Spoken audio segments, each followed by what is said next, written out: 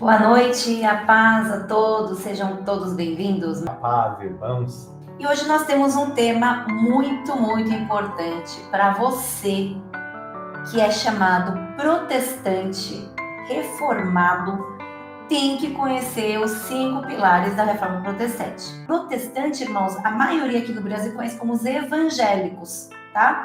Mas na verdade, mundialmente, nós não nos chamamos de evangélicos, isso é um termo estritamente brasileiro, português.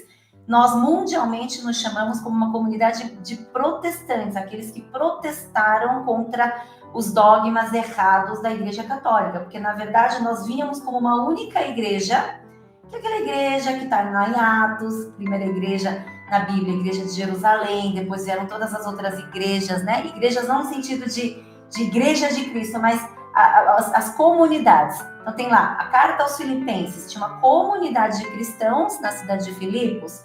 A carta aos Gálatas, uma comunidade de cristãos na cidade, em Galácia, né? Em Galácia. Então nós temos várias comunidades juntando e formando uma única igreja de Cristo. E aí depois os apóstolos morreram, vieram os pais da igreja, que são aqueles que aprenderam com os apóstolos, e os pais da igreja foram, passando os ensinamentos, só que nesse tempo, no decorrer da história, a igreja se corrompeu. Não tinha essa divisão igreja católica e igreja evangélica, era uma única igreja. Aliás, no sentido do catolicismo, todos nós somos católicos. Olha, presta atenção no que eu vou falar.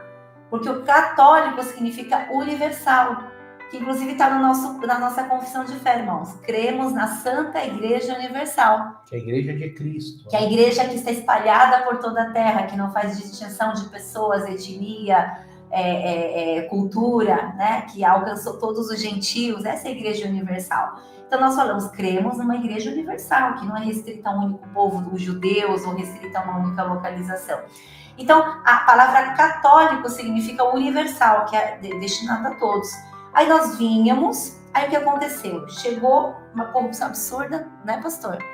A igreja começou a vender indulgências, que é o quê? Vendeu perdão. Então, aquele que entregava mais oferta para a igreja, terras e propriedades, tinha mais perdão. Qualquer semelhança com o que acontece hoje é uma mera coincidência. Ou não. Vender relíquias. Então, vendiam objetos falando que aquilo era sagrado, aquele era ungido. Nossa, qualquer semelhança realmente é mera coincidência. Ou não, né? Também a igreja se enriquecia muito, né? A igreja tinha um luxo muito grande, em contraste com a miséria e a pobreza do povo. Sempre o clero, né? O clero é a elite da igreja. A igreja sempre muito rica, cheia de ouro, cheia de bens, e o povo sempre passando necessidade. Então, lá em 1517, eu estou preparando aqui o terreno, irmãos, para que os irmãos cheguem nos 5 pontos que o pastor vai nos ensinar, preparando o terreno histórico. 1517, um monge católico, que é justamente Martinho Lutero, ele, lendo as escrituras, teve um despertar do Santo Espírito. Parênteses. Os únicos que tinham acesso à palavra também tinha isso. Era o clero. O povo não tinha acesso, as missas inclusive eram em latim. As pessoas não sabiam falar nem a sua própria língua, quanto mais o latim. Sim. Né? Então, funcionava da seguinte forma: acredita porque eu estou falando. É Sim. assim que funcionava. A igreja falava, eu acreditava, porque só os padres estudavam latim. E só se tinha as escrituras em latim, né? Que é a Vulgata. Escrita em latim, a língua do povo. Mas não é a língua do povo, era a língua dos padres. Então o povo ia à missa como algo religioso, para obter um perdão divino dos pecados, com medo de ir para o inferno. Orava pelos mortos, toda aquela coisa que a Igreja Católica ainda mantém, muita coisa. E aí veio justamente um reformador aí que, na verdade, irmãos, a gente quando fala de reforma, aconteceu algo fatídico, dia 31 de outubro de 1517. Mas, na verdade, todo um terreno foi preparado desde antes, desde 1300, 1400. Sempre houve quem questionasse essas coisas. Mas onde será que está a verdade? Onde será que está escrito que a igreja está pregando? Porque o Papa fala, porque o padre fala, tá certo, é a verdade absoluta. Sempre teve pensadores questionando. justamente porque alguém começou, que a gente chama de precursores da reforma, as primeiras sementinhas. Quando chegou lá em Lutero, ele já vinha sendo alimentado por algumas informações nesse sentido, e aí ele teve o despertar do Espírito Santo, um versículo muito importante, Romanos 1,17, o justo viverá por fé. Ele entende, não, então a gente não tem a salvação por obras, não é pelo que a gente entrega para a igreja, pelo que a gente faz para a igreja, mas sim pela fé em Jesus Cristo. Aí vem o conceito da salvação pela graça, e é todos os 5 pilares que a gente vai ver hoje. Então ele vai lá, ele afixa na porta da Catedral de Wittenberg, em 1517, 95 teses, 95 pontos de tudo que ele achava errado, que a igreja praticava, que não estava na Bíblia. E ele é considerado um ícone da reforma, mas ele não é o reformador único. Na verdade, ele foi o que acendeu a fogueira, mas já vinha gente preparando lenha, gente preparando o terreno para que isso acontecesse. Só para os irmãos terem uma ideia, já em 1400, um homem chamado John Wycliffe, na Inglaterra, Jan Hus, lá na República Tcheca, já foram precursores da reforma, inclusive em 1400 e pouco. Jan Hus, pastor, ele foi queimado na fogueira por questionar as verdades não tão verdadeiras da Igreja Católica. A Igreja Católica pegava ali a ferro e fogo quem questionasse os seus dogmas, a sua doutrina. Ele foi queimado na fogueira, então ele foi um mártir por conta de defender as escrituras verdadeiras, né, corretas. Aí, enquanto Lutero fez esse movimento a partir da Alemanha, depois ele fugiu para vários lugares, nós tínhamos o Calvino na Suíça, Zwinglio também na Suíça, John Knox na Escócia, ou seja, nós tivemos várias pessoas, e tem outros nomes aqui que eu não consigo mencionar, porque tem uma lista enorme de pessoas que fizeram com que a palavra chegasse a nós, ao povo, fosse traduzida nas línguas do povo, não somente em latim, que a gente entendesse corretamente de onde vem a salvação a partir das escrituras.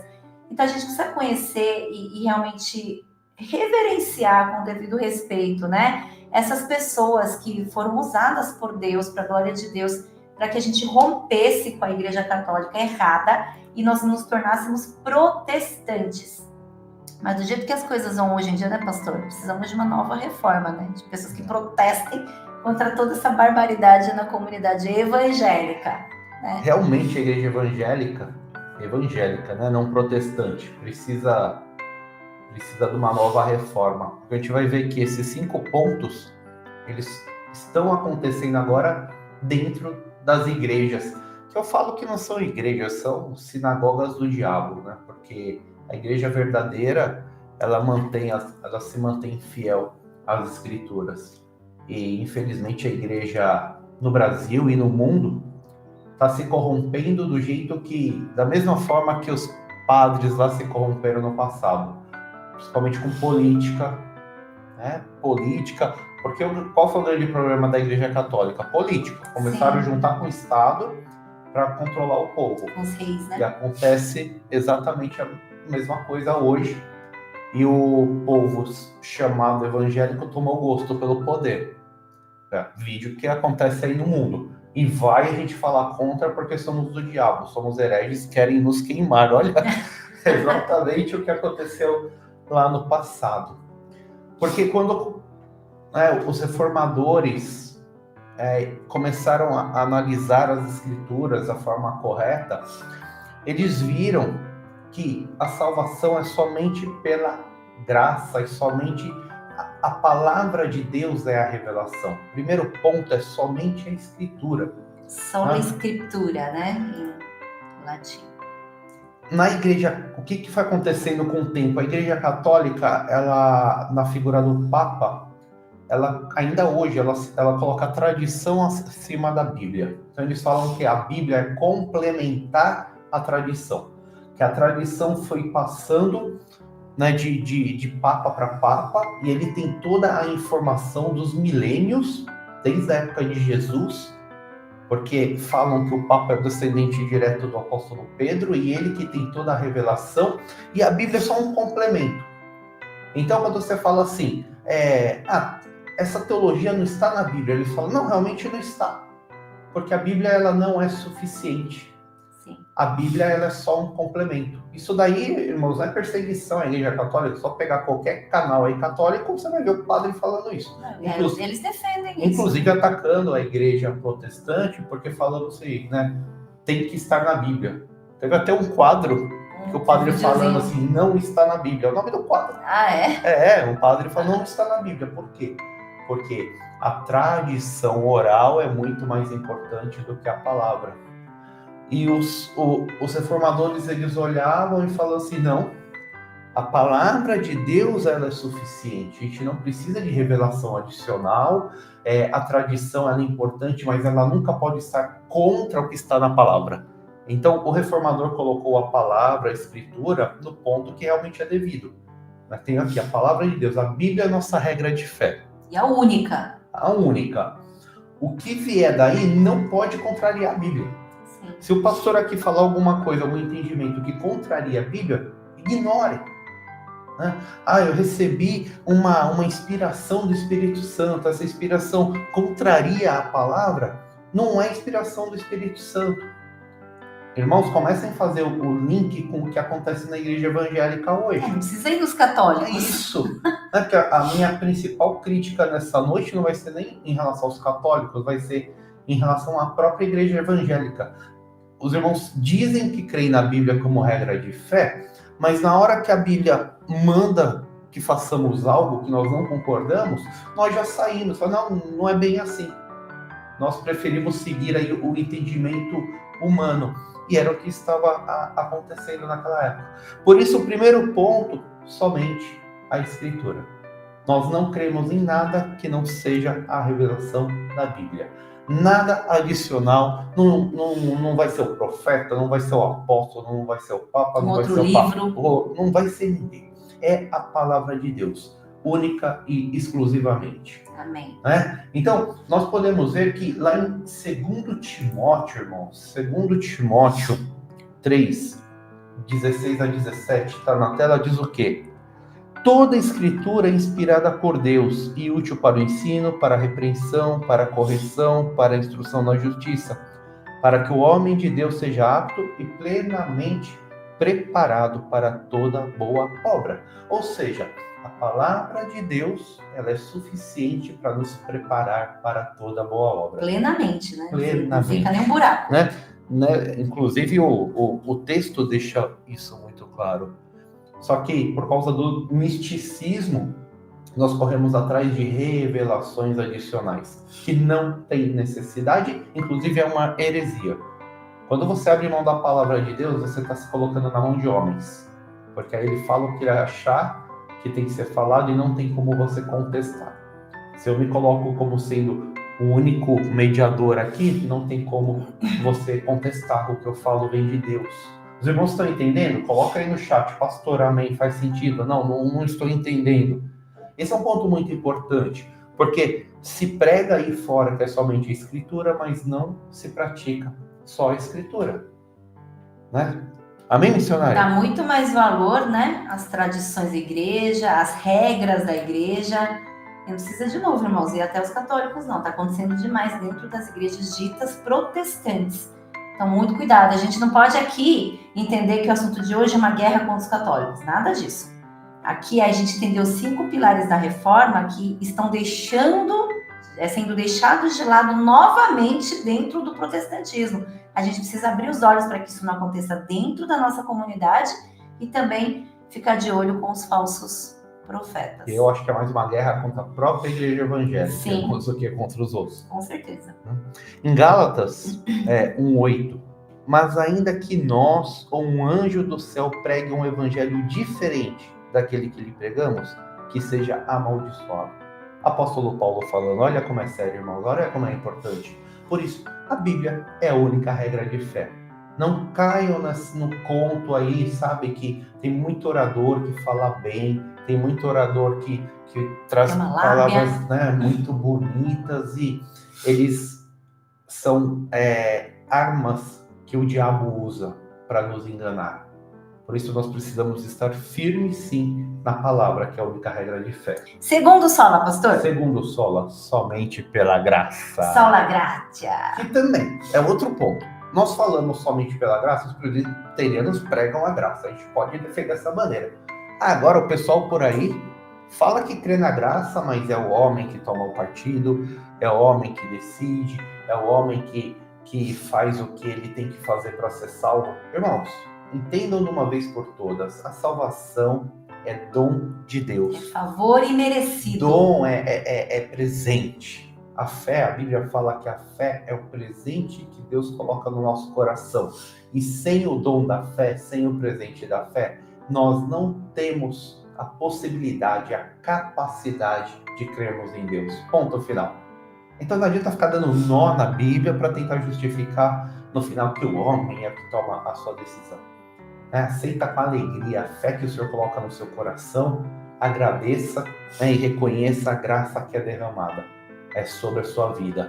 Amém. E no passado, então, quem tinha mais dinheiro, quem tinha mais recurso, quem estava ali junto com as pessoas, esses daí muitas obras de caridade, faziam as caridades, faziam tudo o que a igreja pedia. Então, o padre, inclusive, ele dava a pena. Reza lá, X Ave Marias e tá tudo até hoje, resolvido, né, irmão? Se você né? vai confessar, faz a penitência lá, eles determinam, né, o que você precisa fazer para ser perdoado, né? Tantas Ave Marias, tantos Pai Nossos, enfim. E hoje na igreja evangélica estão querendo comprar salvação também pelo dinheiro, pelo dízimo, pela oferta, né? Pelo compra bloco de ouro, compra vassoura A irmã Isabel até colocou naquela época que eles vendiam lascas de madeira e diziam que era da cruz de Cristo. Hoje eles vendem as bênçãos de Deus. Irmãos, na época eles vendiam ossos de animais, falavam que era osso de um santo, os ossos de algum apóstolo, né? Tudo virou uma baderna, imagina. Mas hoje não é diferente. Todo domingo a gente passa por uma avenida aqui no centro de São Paulo, que é uma avenida recheada de igrejas comerciais. Cada uma oferecendo um tipo de bênção diferente. Mas não é sem custo, você precisa entregar alguma coisa. Tem que pagar alguma coisa, passar por um portal, passar por um negócio. Tem que pagar. Não mudou nada. Né? Sim. Mas a verdade é que a salvação é presente de Deus. Somente pela graça. Deus colocou e nós não precisamos fazer nada para termos acesso à salvação. Assim não há como comprar. Por isso que tudo que fazemos na obra, fazemos por amor e fazemos em gratidão. Nunca como barganha. E nem você tem que fazer isso para a salvação, não. Porque se você tem que fazer algo para a salvação, é porque ela não é pela graça, porque você está comprando a salvação. Sim, está contribuindo. Está contribuindo. Jesus, o sacrifício dele foi suficiente ali na cruz para nos remir dos pecados e para hoje sermos aceitos como filhos de Deus. Amém. Lá em Efésios 2, versículos 8 e 9, pois vocês são salvos pela graça, por meio da fé. Isto não vem de vocês, é dom de Deus. Não por obras, para que ninguém se glorie. O apóstolo Paulo ainda deixa muito claro, né? Que ele já sabia o que iria acontecer, revelado pelo Santo Espírito, ele já sabia. Então ele já deixa muito claro. A salvação vem pela graça, isso é dom de Deus, é presente de Deus, nós não merecíamos e não há obra que possamos fazer. Né? Por isso, quando tudo que você está fazendo, você faz por gratidão a Deus. O esforço que você desempenha na obra, seja físico, seja mesmo de contribuição, não importa o que você estiver fazendo, tudo é em agradecimento. É consequência. A bênção que você já tem. É consequência de um salvo. Um salvo naturalmente vai querer se doar para a obra, vai querer entregar, seja recursos materiais, contribuir para a obra, com seu trabalho, com seus dons, mas nunca uma causa para a salvação. É sempre uma consequência de quem já recebeu a salvação. Próximo sola é solos Christus, somente Jesus Cristo. Os irmãos têm que entender que esses 5 pontos não nasceram do nada. Esses 5 pontos refutam exatamente os pontos cruciais da época, da corrupção da época, corrupção moral e espiritual. Então, quando a gente fala de somente escritura, é porque a gente não tinha como verificar o que era ensinado. Agora a gente tem acesso, a partir desse movimento da reforma, vários reformadores começaram a traduzir as Bíblias nas línguas dos seus respectivos países e imprimir para que o povo tenha acesso à Bíblia, leia, verifique, sejam como os bereanos, estudem. Uma coisa que a IMP prega muito, cada um tem que estudar muito a Bíblia, para que um dia também vocês não sejam pegos, se eventualmente os líderes que pregam alguma coisa, falem qualquer coisa fora da Bíblia, vocês estejam preparados. Porque no final, irmãos, não é o pastor Luciano que vai te levar para o céu. sabe? Não é ele, você que tem que saber ali o que tem, né? O que está na Bíblia e quem vai te levar para o céu é só os Cristos. Somente né? Cristo. Somente Cristo. Só há um mediador entre Deus e o homem. Quem? Jesus Cristo. Sim. Jesus Cristo, quando ele morre, que rasga o véu ali do templo, mostra justamente que agora não há mais separação entre Deus e o homem. Você não precisa, vou pedir oração para aquele ali, porque a oração daquele é forte. Isso é a pior besteira que tem. Não, a oração do outro é forte, aquele é poderoso. Os irmãos veem que o homem começa a colocar a esperança em outro homem. Deixa de ser cristocêntrico, Isso, né? Aquela pregação é forte, aquele pastor é forte, normalmente não é pastor, né? Normalmente é apóstolo. Bispo, Agora tem o sacerdote, né? Já vi aí na TV o sacerdote. Usando inclusive a estola sacerdotal. É um teatro, irmãos, é uma tremenda brincadeira. Né? Assim como tem na própria Igreja Católica, o padre se coloca como intercessor. Eu estava ouvindo um comentário do reverendo Hernandes Dias. Você se colocar como intercessor, você está tomando o lugar de Cristo. Isso é uma blasfêmia. Gravíssimo. Né? Fale comigo porque eu levo a Deus. Não existe isso, irmãos. Nós temos acesso direto a Deus por causa de Jesus Cristo. Jesus Cristo, Ele é o caminho. Jesus Cristo, Ele é a verdade. Ele é a vida. Você não precisa de ninguém para chegar a Deus. A fé Deus coloca no seu coração e hoje você tem acesso diretamente a Ele. Amém. Esse ponto é importante porque ao longo do caminho, infelizmente, a Igreja Católica começou a introduzir muitos mediadores entre nós e Deus. Então, mesmo a figura dos santos, né? Que, olha, rogai por nós, a Maria, o próprio marianismo, né? Isso tudo não está na Bíblia, pelo contrário. A Bíblia coloca lá claramente, Timóteo 2,5, 1 Timóteo 2,5, porque há um só Deus e um só mediador entre Deus e os homens, Jesus Cristo, homem. Quando o pastor fala de intercessor, irmãos, obviamente ele não está se referindo nós não podemos interceder pelos nossos irmãos. É diferente fazer uma oração de intercessão, ou seja, com o nosso amor, nosso zelo e cuidado pelos nossos irmãos, orar por eles. Inclusive, podemos orar junto com eles.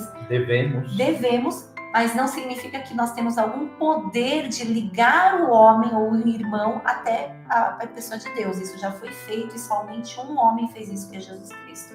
Então, o poder especial de que a Maria, né, Jesus vai ouvir mais a Maria porque ela foi sua mãe, toda essa doutrina marianista, a mãe de Deus, né? Mãe de Deus, não tem o menor fundamento bíblico, porque só os Cristos é o nosso caminho verdadeiro. Inclusive, a palavra correta é mediador, né? Não intercessor. Interceder podemos, é pedir pelo outro.